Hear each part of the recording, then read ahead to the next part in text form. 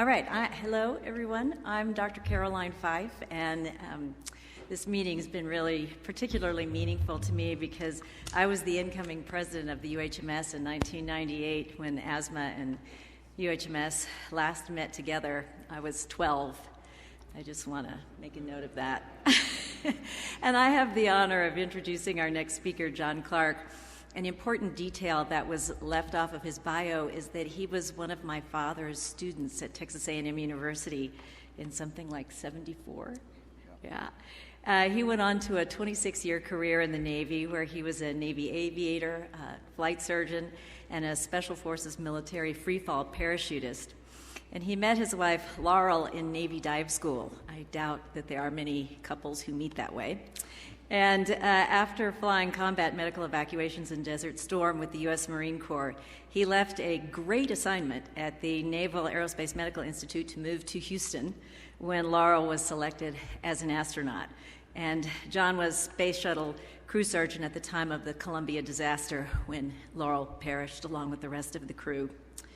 He subsequently served as a member of the NASA Spacecraft Survival Integrated Investigation Team. And that experience has defined his subsequent academic career and is the lens through which we can view the fascinating projects he's worked on since then, like Red Bull Stratus. And that's the journey that I think qualifies him to talk to us today about enhancing safety and lessons learned. So thank you for doing this, John. You can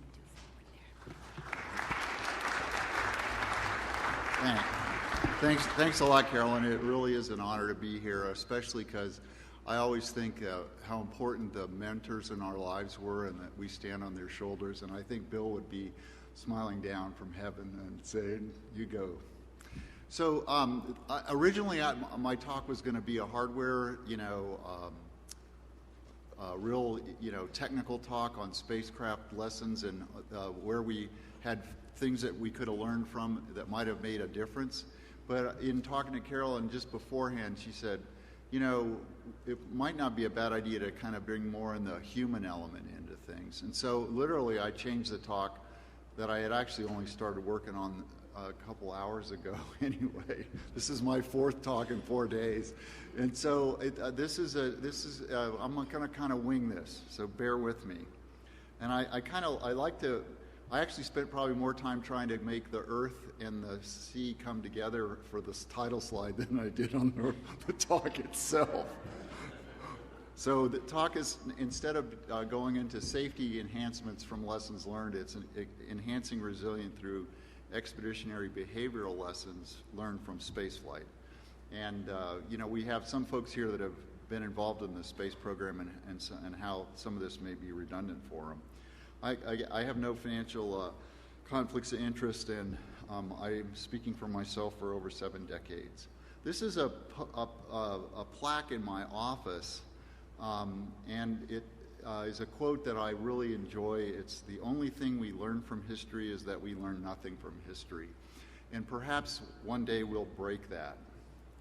So the objectives for this short session will be to understand how expeditionary behavior that's used by the astronaut corps may help in adaptations to challenges. We've gone through a global pandemic. We're not quite out of it. It might be an endemic now, to enhance resilience. And this may, I think, is probably more generic for everybody because at the end of this, hopefully you'll come away with something that you can apply for yourself.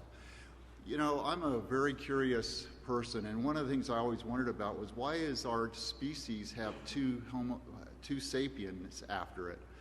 And I looked it up, and it's because it's the subspecies, the second sapiens, is what is the currently active human species. Sapiens means wise, and homo means human, and so we are where we are in the world, in the universe, because we are wise humans. But I actually think that there's two sapiens behind it because really as a species, we are far more powerful together than we are as individuals. And so from my perspective, the most important thing for our long-term survival and prosperity is to work together. if you haven't picked on in some of my other talks, I love quotes, and my favorites was, if you want to go fast, go alone. You know, the guys that did the free falls, the supersonic, they were alone. If you want to go far, go together. So, you know, we've just come through this, and we're still going through a little bit on the corona COVID infection pandemic. But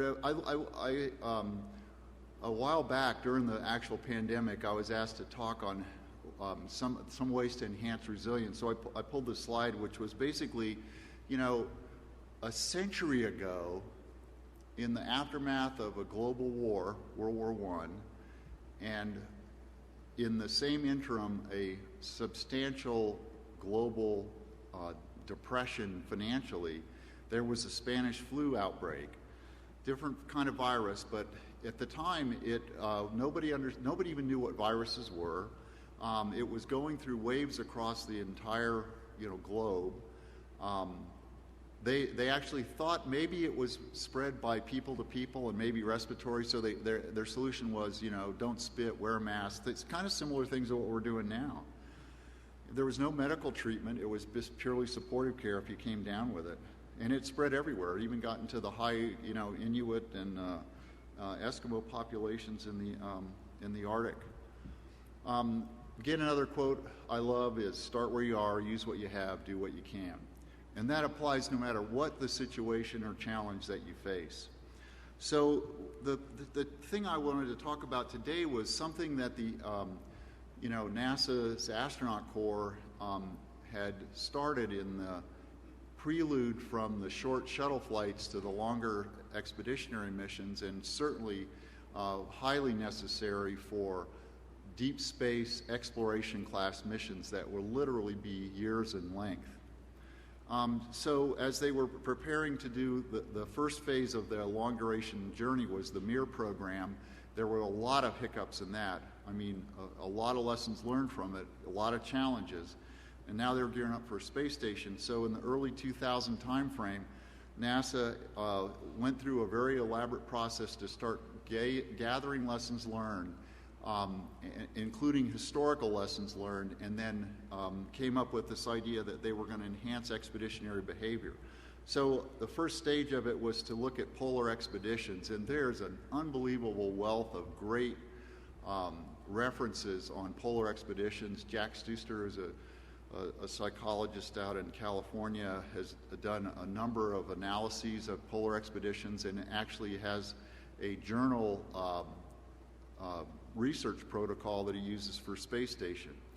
And so these are just several of the many ships: the Astrolabe, the Fram, the Bellica, the Endurance. The Endurance, perhaps one of the most successful failures in history.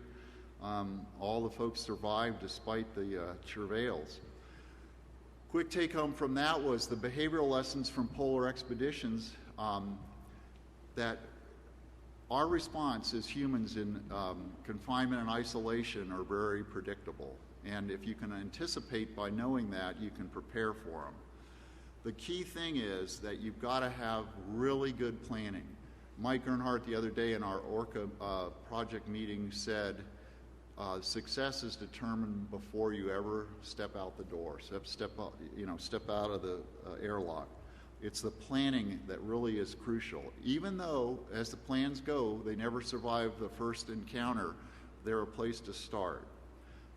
And the other thing is to anticipate all the things that can go wrong. The really good expeditions have the failure, if this happens, the what ifs. If this happens, we're going to do this. Effective leadership can literally make the difference in success or failure. That was certainly the case in Ernest Shackleton's efforts to keep the Endurance crew alive. The other thing is that humans can endure the unimaginable. In my medical career, I was privileged to be able to take care of former prisoners of war. It was called the Repatriated Prisoner of War Program in Pensacola, and one of my other mentors was Bob Mitchell. Wonderful guy. But to hear the stories that these POWs would relate, and the courage, 7 years in a box, they couldn't stand up or lay down, they were tortured physically, they were nutritionally deprived, yet they had the most positive attitude. And I'd be coming in, somebody's in my parking spot, and I saw this, you know, it's like, hey, I'm alive today. It's a rainy day, a blustery day. They had such an incredible attitude. And over the years, I was able to inculcate that into my own being. As we know, everything that involves us, good and bad, is in large part something that we have control over. Human factor, as Raoul Amundsen, a very famous Nordic explorer, said, there's 3/4 of any expedition. The NASA's program to spool up for the long duration missions was to definitely enhance better cohesiveness in crews, because you can survive a 2-week shuttle flight in a Winnebago-sized area, but if you had to spend 4 or 6 months like that, you know, somebody ain't coming home. I didn't get to talk in my neurologic effects of spaceflight session yesterday, but there have been suicidal ideations and near executions, homicidal crews literally on orbit ready to kill each other.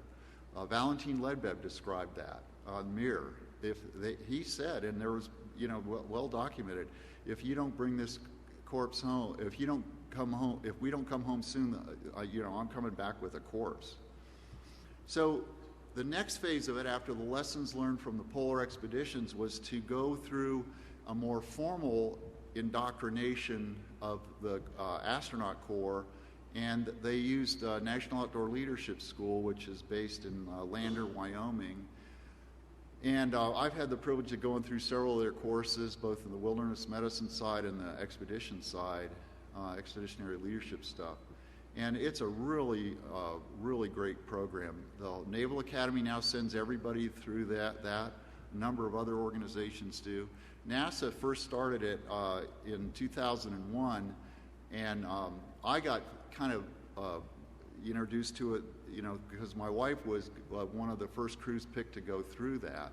And part of it was the Columbia 107 mission was continually getting delayed, so they were trying to find things for the crew to do, so they sent them to Wyoming for about 2 weeks to go through this training, and it was a very, very popular and very hard and very challenging, but very much well received. They sent the Columbia crew and one other 7-person astronaut crew. Now, all the NASA astronauts as ASCANs, astronaut candidates, come in and they go through as a class through Knowles. And then as expeditions are assigned, they send them back again so they can refine it from a large group to the small tribe, which will be the expedition crew on the space station. So this was very well received. This is a picture from Laurel's group with their Knowles instructors, who they were very close to and still maintained very close contact up until the time they perished. And I've got to even go on some expeditions with them as well. Another quote I love, Maya Angelou: "Courage is the most important of all virtues, because without courage you cannot practice any other virtue consistently."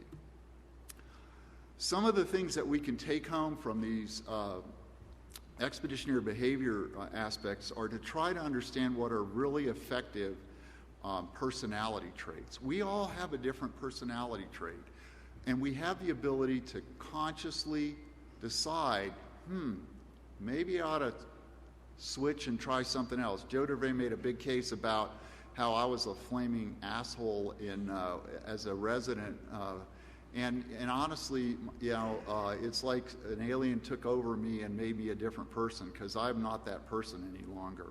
And so this list of traits, I think, is something that we can strive for.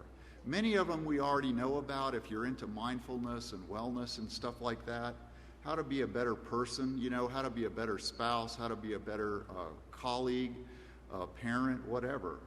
And so we'll just kind of briefly go through some of these. Selflessness, resilience, adaptability, creativity, respectfulness, resourcefulness, optimism, empathy, emotional intelligence, being able to read yourself and others, and self-awareness. And I'll go a little bit more into self-awareness, because it's probably kind of like the starting point. Until you can consciously make a a direct assessment of yourself in a bare bones, down to earth way, it ain't going to work for all those other traits to take hold. So self-awareness is super important. It's the ability to change behaviors that are clearly not working. Now, early in my military career, we drank too much, we were chauvinist pigs, we were always fighting, and divers are the same way, all that stuff. We are not those people anymore. I was privileged to have, I actually found out yesterday that my flight surgeon was the first woman flight surgeon in the Navy, and she was my flight surgeon when I was in flight school. And I look back on that and I go, wow, I should have taken better advantage of that. The thing is, we are now, as a species, have to learn to evolve and adapt and overcome. And a lot of it is to be able to look at yourself and laugh at yourself. And I can tell you countless stories about some of the things I've done. I wish I had a chance to do what Mike Gernhardt did the other day in the ORCA meeting, which was to kind of self-confess on his close calls and things that he learned. And I'm going to prepare for that for the next time. I've had 3 near-death experiences that had profound effects in my career. And they had happened about every 11 years, almost a decade apart. But each time I had a major reinvention cycle. Now as I've gotten older, it's kind of like, hey, you don't have that much, you got a lot more behind you than in front of you. You better, my reinvention cycle was a couple of years, now it's like every 6 months. A key thing in emotional intelligence is reading how your behavior affects other people. And that's a seriously important thing to amplify. And honestly, it's probably harder for males to do it than women. Women are inherently seem to be more collegial. Guys are always trying to be the alpha male, and if they're not, they're disappointed. And so we can learn a lot from how to do things by reading how others look at you. As we go through this reinvention cycle, I always am reminded of this quote by Mark Twain. The 2 most important days in our lives are the day we're born, which we have no control over, and the day we find out why. The second part of the expeditionary self-awareness part is, as Dirty Harry says, a man's got to know his limitations. He didn't say humans, he said man. And boy, is that true. So another part of it is to understand what we are and what we're not, and what we might try to be. If you're not good at reading others' impressions of you, ask them. As a species, we have to work together. And so why not try to optimize it the best we can? Continual self-awareness and continual self-actualization and improvement are key things. Boy, can we learn from experience? You bet. I mean, I wish I had learned from others' experience rather than have to make every single mistake myself. And this is a quote that goes along with that. You must learn mistakes of others because you will not live long enough to make them all yourself. Another part of it, which is, kind of it's called self-care, and it's a much more reflective thing, is you cannot do your job, you cannot take care of yourself, and you cannot be effective part of a team or the tribe unless you have taken care of yourself. And so in this expeditionary behavior that they go through at Knowles, they actually focus on not only do you have to have all this self-awareness to do better as a team member, but you have to make sure that you've got your stuff together. And so a part of it is, and periodically we all need to do this, is, hey, am I getting enough sleep? Am I getting enough exercise? Am I doing the things that I need to do to keep the machine running, to keep the tank full and keep the carburetor clear, and to keep the radiator full of juice? There's a link down there. Leland Melvin, who's a great friend of mine, has a website on thriving in isolation that he put out as part of the support to help others during pandemics. James Stockdale, who I got to meet when I was in the Navy, was the senior naval officer in the Hanoi Hilton in Vietnam, and he was in Hanoi as a POW for probably one of the longest tenures there. I also had a privilege to work with the head of Aircraft Operations Division at NASA when I was there, and I was assigned as the flight surgeon was Bob McNaughton, who was a POW also in that same era and spent 7 years as a POW, and just the most wonderful person I've ever got to know. I love the Jim Stockdale quote, "You must never confuse faith that you will prevail in the end, which you can never afford to lose, with the discipline to confront the most brutal facts of your current reality, whatever they may be." This he refined when he was in the Hanoi Hilton. And this is a sentinel thing to take home with you as well.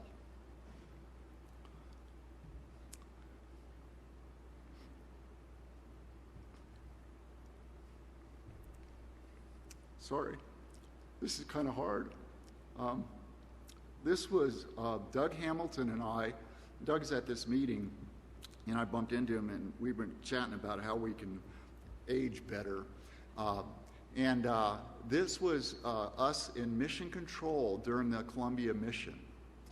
And, we were smiling because, the outcome was, certainly going to be fine. But, obviously a week later it didn't turn out so well. But we were going through the notes, and they were talking about the foam strike and, the whole thing. And, so I was a NASA civil servant at the time. I was working at NASA. I wasn't the prime crew surgeon. I was just filling in for shifts that gave the other guys some time off. But we found out about all this, and it was a real, if anybody could take blame for it, I could. I knew about it, and I didn't do anything. Years later, after the mission, I spent 4 years on the Columbia survival investigation team, and even went through the autopsy material, the good, the bad, and the ugly. And the goal was turn tragedy into triumph, make it better, safer for the next guy.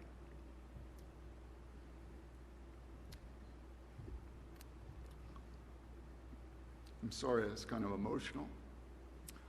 One of the things I was doing during the pandemic and talking to people about hardship was,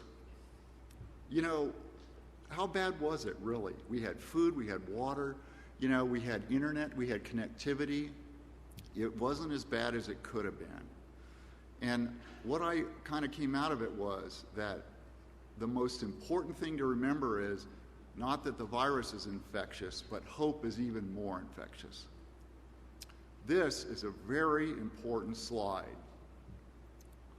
Peter Gintz was in one of the Nazi concentration camps as a kid, and he had written a diary, and he had drawn this picture, which is a view of the moon's surface. And he would see that he was going to get out of the concentration camp. He never did. But his diary got published, and I have a copy of this sketch in my office, and I look at it every day. It got flown to the space station, and that's a picture, I think that's Drew Fustel, holding it in the cupola, and Peter Gintz's picture got to space.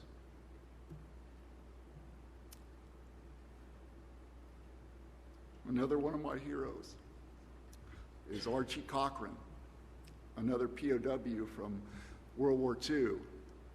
He's, for those of us in the epidemiology and statistics world and clinical trials, you might be familiar with the Cochrane, the Cochrane publications that catalog, best practices. And he started as a physician after having spent 4 years as a POW in the Nazi system.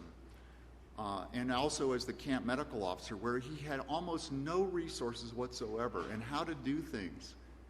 If anybody lived the Arthur Ashe quote, he did. And he remembered some of the stories about how they had to deal with things in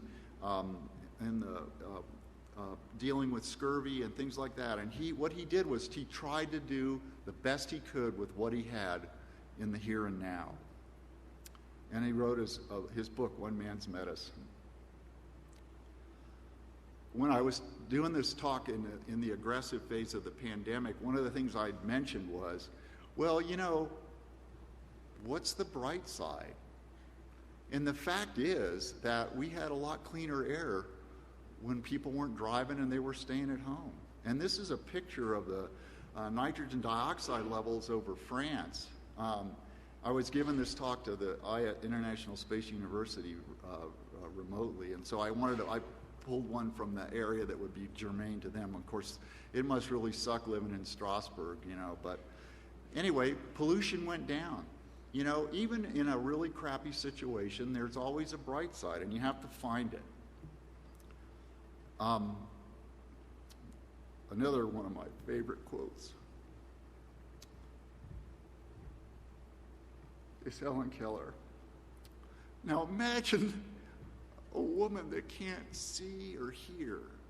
How the hell does she have such incredible power with such an unbelievable curse? Is that she finds the blessing in the curse. The hilltop would not be half so wonderful if it were not the dark valleys to traverse. Avoiding danger is no safer in the long run than outright exposure. Life is either a daring adventure or nothing. Defeat is simply a signal to press on. So what are we going to take away from this? Adversity is an opportunity for self-discovery. You must stay positive and find some way to turn triumph into tragedy, or tragedy into triumph. Try to find humor wherever you go and whatever you can. One of my little acerbic quotes I used to say when I was, in medicine was, you can't polish a turd. And it was because, it's like, this sucks, Kind of maybe I had my negative attitude. And I would do that for quite a while. And I was working with somebody, and they kind of wanted to, tweak me. And so they gave me this little stone. It was a dinosaur scat that had been polished. And so the take home there is you can polish a turd. You just need a lot of time and pressure. So, good on her to rattle my cage. Don't let success go to your head or failure go to your heart. Focus on what you have, like the POWs, and not what you don't have. Appreciate the little blessings in life. Hug your colleague. That was probably the hardest thing in COVID, was not being able to have physical contact. And that truly was hard. And that was probably the first thing I did when I could. One of the things that's helped me is to keep a diary. Or actually, it's not a diary, it's a journal. I used to keep a diary, now I keep a journal. Especially in sentinel things, like one of my expeditions with my we have a sailing trip I do with Andy Pilmanis and Ulf Baldin, who I work with in aerospace stuff, and we do sailing trips, and our combined age is 240 years.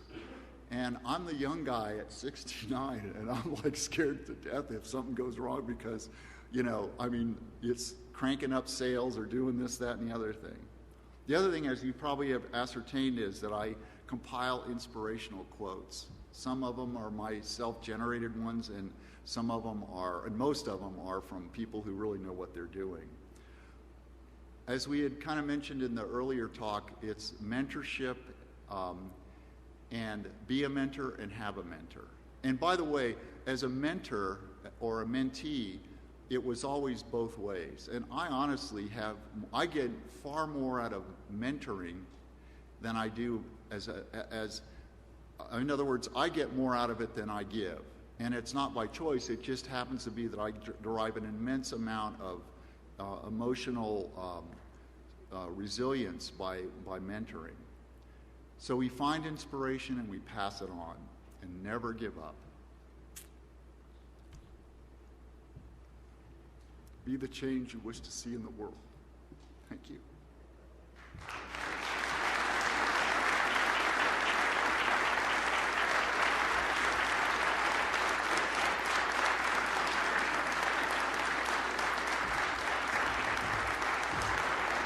No hugs.